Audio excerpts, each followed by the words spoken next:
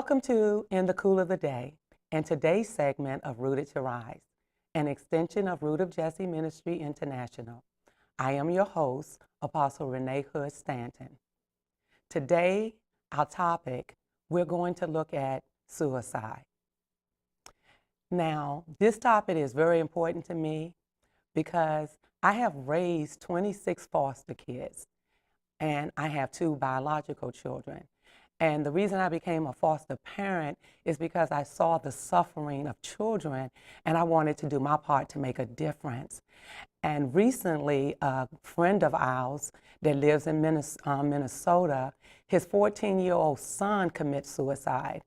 And it almost crushed my husband to the point that, he couldn't believe it, because when he lived in Minnesota, this young boy was a part of their youth ministry and he interacted and he did a lot of things in the community with other youths. So the question is, first of all, exactly what is suicide and why is it just rampaging through the lives of our children? Yes, adults commit suicide, but my focus today is on the children because we as adults, we are their protectors. So how do we protect our children? So I looked up the word suicide, even though we know that it's just basically an act that finalizes your life. But what else does it mean when we say that someone commits suicide? And the dictionary says that it's a course of action that is damaging to oneself or one's own interests. Hold on to that. It says relating to or denouncing a violent act or attack carried out by a person who does not expect to survive. So I'm listening to the definition of the dictionary, but I looked at what I thought suicide would be if I was doing a teaching on it. And so today I want to talk about suicide as a vehicle, because to me it's a vehicle that people use, it's a coping vehicle that people use when they can't deal with situations or circumstances. And so they use it. So how do we get our young people to stop using this vehicle and to maybe get into another vehicle with you? Well, I think one of the greatest reasons is that we're not doing this is because we don't realize that our children have begun a journey of suicide. So you don't just wake up in the morning and say, oh, I'm going to kill myself. And when you think about suicide, people slit their wrists, they hang themselves. There was a 7-year-old boy in the last 2 months that hung himself with a belt. I used to counsel a young lady in the prison that was a cutter, and she didn't want to die, but she was shouting every time she slashed herself that I'm hurting. And when she felt the hurt, that was the only way she knew how to release the hurt. It was to cut herself. And so we would talk about this and talk about what the remedies would be in her to get to a place where she can express the hurt without cutting her wrist. If you saw this young lady, she had cuts all up her arm, down her arm, on her neck. And she had been doing it for years when I started counseling her. And I counseled her for about 1.5 years before she went home. And so it's so many signs that are out there. But how do you read the signs of a young person wanting to commit suicide? They woke up one morning and they decided that I don't want to be in this world. And why am I saying this? Because I remember as an 8-year-old, somewhere around there, because I wasn't in my preteens, I was younger than that. And I remember sitting on my front porch and I'm looking at the world and I'm thinking to myself, this world is ugly. It is just mean. People don't care about each other. It's so much violence. And I'm thinking about what happened yesterday with what I thought was a friend of mine. And I said to myself, if my mother had loved me, she would not have brought me into this world. And I wanted to die. And for years, throughout from that time on, for years, I would contemplate in God, I just want to die. I don't want to be in this world, And I literally did not want to be here. I never tried to hang myself, but I wanted to die. I wanted to just hold my breath, turn purple, red, or whatever color I need to turn, and leave this world because I just felt like the conditions that I had to deal with was unbearable. And I didn't have parents, though I love them dearly, that you could communicate with. And children need to be heard. And I was brought up in the day and a time where you were seen and you were not heard. And we cannot continue in this world where our children cannot be heard. If somebody would have listened to me and would have helped me carry my burdens, they couldn't carry it for me, or they could teach me how to carry my burdens. Because I looked at a world, and I lived in a day where Martin Luther King got assassinated. They were rioting downtown, and I was just like, God, folks just hate one another. And so I'm taking snapshots of events that are going on in my life. And that's what children do, because adults do it too. I'm taking snapshots, and then I'm committing those snapshots to my mind, to my emotions. And the question is, when I review those snapshots, what kind of influence are they going to have on me? And so if I can't share those snapshots with my mom, with my dad, with someone that has already walked down the road that I am traveling on, then how do I carry the burden that I now have from those snapshots? Our children need to not just be seen, but they need to be heard. But one of the key things is in stopping and eliminating suicide is we need to know our children. We need to know them. How do we know that their behavior is changing if we don't even know what their behavior is alike? And there's so many parents today that don't know the behavior of their own children. It's because we live in this instant gratification time and day. This instant gratification, the food that we feed them is instant. We don't sit down and have a family dinner. We don't sit down and say, how was your day today? What went on? You know, so they don't have an outlet. So we need to be able to identify, wait a minute, my child, she's sweet. Her mannerism is sweet.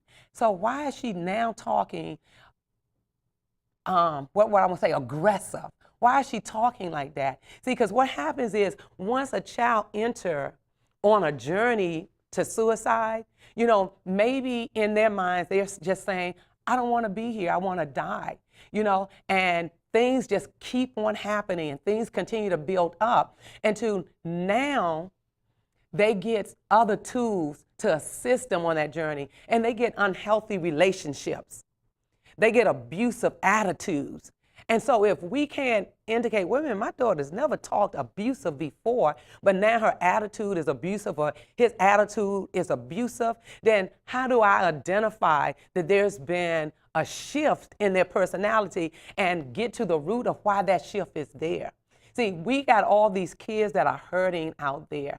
And there's a mother, there's a father, there's grandparents out there, and they have experience in their household somebody that has committed suicide. How do we prevent that from happening again?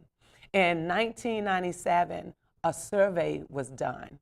And in this survey, the third leading cause of death between the age of 10 and 19-year-old was suicide. Less than a decade later, in 2006, the survey has drastically changed. No longer is the younger number 10, but it has dropped down lower than 10. And the stats are higher than they were in 1997. So that means that for a whole decade, we have not learned anything so that we can change what are happening with our youth. See, sometimes our children, they need to come in and they need to be able to put their heads on our shoulders, and they need to be able to convey to us what they're feeling. The question is, do we have the atmosphere set in our household so that our children can walk in and they not feel like they're going to be judged? See, I can talk from a personal aspect of this. See, because I was raped as a young girl, and I had to write my mother a note because I thought I was pregnant and leave my house and go walking in the snow and give her time to read it because I knew once she found out, she was going to lash out at me. And instead of coming to my rescue because I was a victim, I was bashed.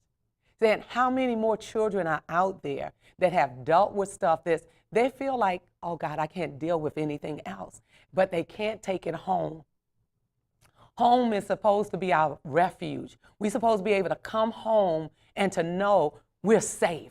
They need to be able to come home and know no matter what they had to deal with out there in that world, that when they come home, they're at a place of safety, that they can be them, that they can exhale, and they don't have to worry about being judged. They're judged out there in the world. One of the reasons why children commit suicide, one of the major reasons is bullying. People bully. I had bullying in my school when I was a young girl, and it has not changed. Both male and females are bullied, and they can't come home and tell mom. They can't come home and tell dad. And if they do come home, then if it's a male, then a lot of times if it's they are like, boy, I didn't raise no punk, and nobody wants to hear that. That's not how we get our children to a place of safety. That's not how we get them there. And we want our children to feel safe. Our daughters need to be safe. Our children need to be safe. So how do we help them? We first learn how to identify changes in their behavior. We second learn how to listen to their hearts and not judge them according to the situation. I know that we need to take a station break. We're going to come back, and at the return of our station break, we'll have a guest with us, and we'll talk more about our children, and we'll talk more about suicide, and hopefully it'll touch somebody's heart and give you some wisdom on what to do if you see these signs going on in your family. Until then, we'll be back after the station break.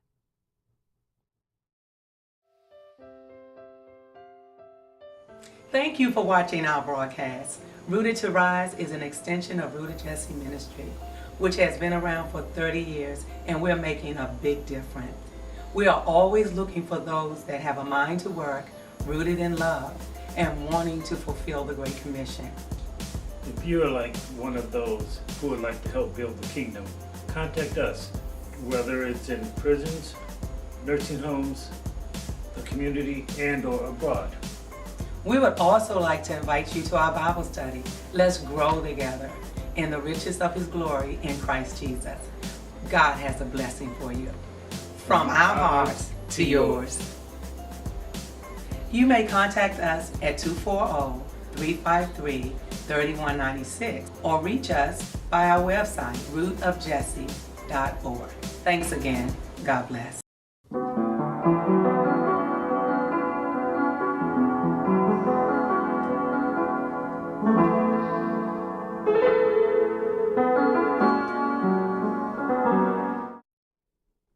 Welcome back. Prior to the break, we were sharing with you about our roles in battling suicide among our youth. And I am so happy to welcome with us today Jervita Knight. She is a returning citizen, and as of August the 27th, it will be 2 years. And also, as of November the 23rd of this year, she would have been clean for 4 years. So, Jervita, welcome to the set. We're so glad to have you at Rooted to Rise. And so you shared with me that you were raped from the age 9 to 13.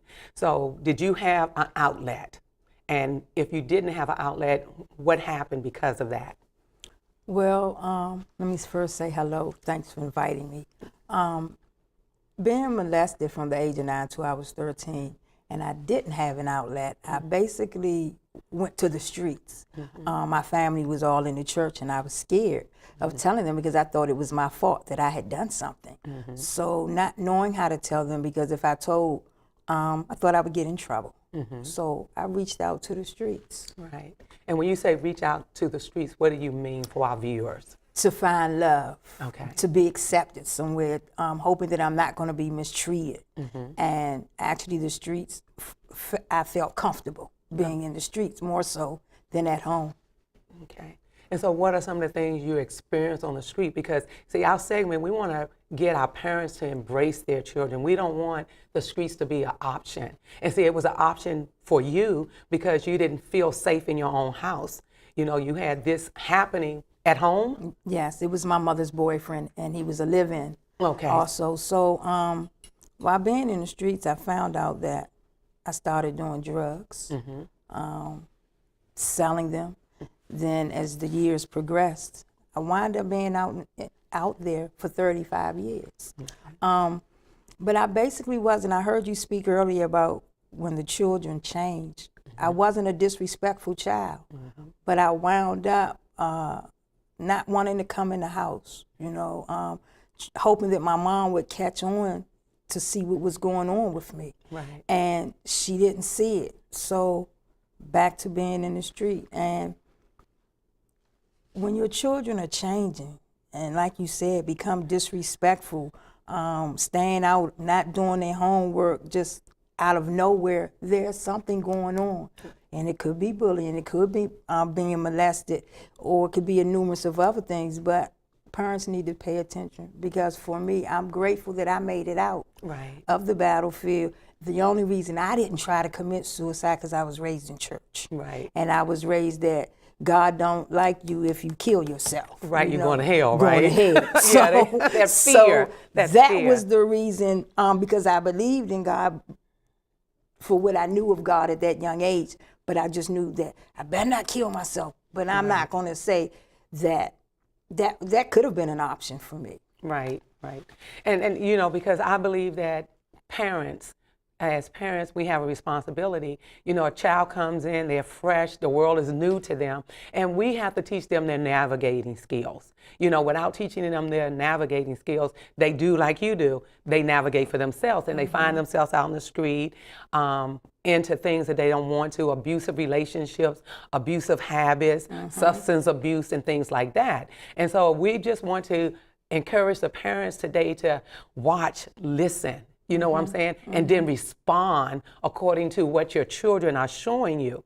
You know, because sometimes they're not saying it because you have not brought them to a place where they're comfortable to speak this, But both of us, from me being at the MCIW where you used to be housed and counseling there and everything, we have experienced suicide within the prison. How did you know the individuals that Well, there were several inmates, and I heard you speak also earlier about, you know, women cutting themselves, and they were called a cutter. Yes.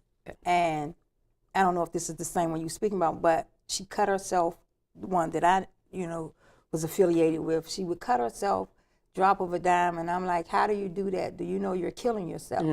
And, well, no, I'm not killing myself, I'm just in pain. But the outcome is if you hit that wrong artery, you're going to die. So I felt for them. I saw a child needing attention. I saw a child that had been through some stuff and not knowing how to deal with it. Exactly. You know, one of the young ladies that did kill themselves, I remember her saying, if this girl leave me, I'm going to die. I'm going to die. I'm going to kill myself. And I was like, come on, you can't be serious. You're getting ready to go home in like 2 months. And she killed herself. Yeah, and she killed herself. So when people are saying certain things to you or speaking about, I'm going through this, I'm gonna just kill myself, and they may go to work, they may drive, they may seem very normal, but if you hear that, pay attention to that. Because for them to speak it out loud, they have some thoughts. And see, and I think that's one of the things we want to convey to our viewer is that suicide, you don't just wake up and say, I'm going to commit suicide. Suicide is a journey, you know, and just like the young lady that we were talking about, the cutter, you know, she was on a journey of suicide. Because even if, say, you woke up on a Monday and contemplated on a Saturday, and if you use a knife, a gun, whatever, it's still a journey because you got to get the tools necessary to get there. Then you have to put them in place. Then you have to perform the act. So it's a journey. So anywhere on this journey, somebody can intercede. And so that's what we want our audience to grasp. How do I intercede for this individual? You know, had we known the young lady at you know, that committed it at MCIW, you know, we could intercede. But the other one that I knew there was a cutter, I was like, can I get her on my schedule? And we talked about preventive measures. What is it that you are feeling that you have not dealt with it that is provoking you to such an instant that you want to terminate your life? A lot of people, for me, they say I'm bipolar, severe depression, and I may be, but I see a therapist to help me with the pain because that's a trauma from the age of 9 to 13 to be molested, and you're expecting your family to be there for you, and they're not. So you need some help. So I today, like, if I hear someone speak anything on the lines of that, I reach out to them. Let's talk instead of just laughing it off. Exactly. Well, what's going on with you? You know, because when you hear a person say that, girl, I'm gonna take I feel like I wanted to kill myself last night. I'm like, whoa, okay, let's talk serious. Right. Because to say that, like you said, the journey, stuff is going on with you. And it's a hard pill to swallow when it's someone close to you. Exactly. I was 13. No, I might have been 12, but a young lady in my church, my best friend, she hung herself. And when you was speaking earlier, you said about the young age, and she was young. Exactly. And I'm like, what has gone on? And that scared me. Well, I see this, that, you know, we're in this room right now, we're being recorded, and the things that we see, I'm taking a snapshot of it, and you're taking a snapshot. But when we interpret it, and I'll psych it, I'm going to interpret something different from you. And it's the same thing when the parent is walking with their children, when they're experiencing things in life. Just like a good example is your mom. Her boyfriend was in the same house that you were in, and you're taking snapshots throughout the day, and her snapshots are totally different. And so we as parents, we have to go and say, babe, I want to see what you have gathered together in your portfolio or snapshots for your day. We need to peep in there and say, okay, so, okay, this picture looks just like mine, but how do you feel when you look at this picture? You hear what I'm saying? It's no different than you're dressing in the morning and you come downstairs and your parents say, you're not wearing that. And your snapshot saying, it's fine for me to wear this. Their snapshot saying it's inappropriate.